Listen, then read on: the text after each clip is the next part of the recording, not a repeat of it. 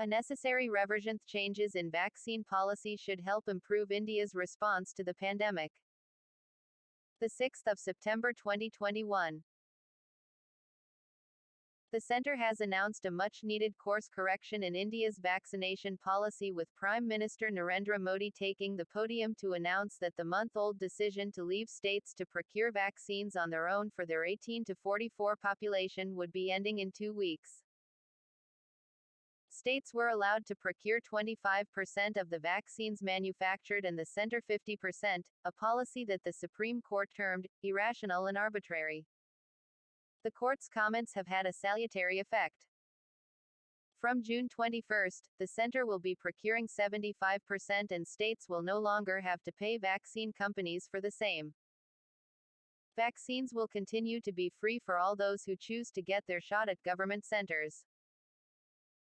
The 25% vaccines that were allotted to private hospitals will continue too, though the service charges that they charge will be capped at 150 rupees.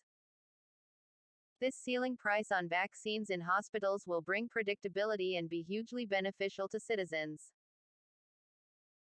The centre, which controlled all supply of vaccines and had negotiated prices and orders with Bharat Biotech and the Serum Institute, saw itself desperately short of supply right in the middle of India's deadly second wave.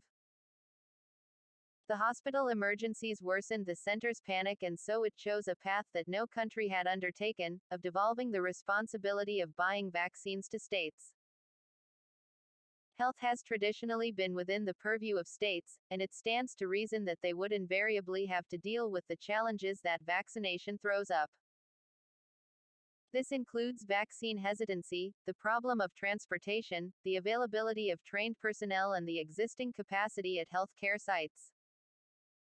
Faced with the intensity of the second wave, states demanded more vaccines and autonomy in deciding how to administer them.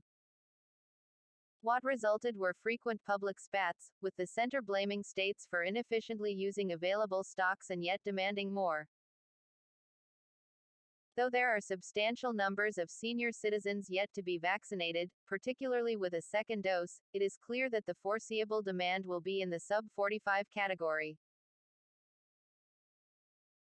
The government appears more confident of getting a steady stream of supply from Bharat Biotech and the Serum Institute and, in a bold move, has ordered 30 crore doses of an untested vaccine from the Hyderabad-based Biological E. Assuming that a third wave is not in the vicinity, these changes in total could be the beginning of a smoother, more efficient vaccine rollout.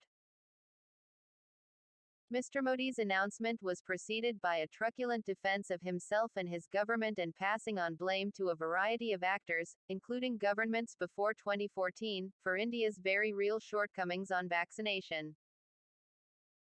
However, the path to positive change is often meandering, and surviving the pandemic and being wiser from mistakes must be the spirit in which these policy changes are adopted.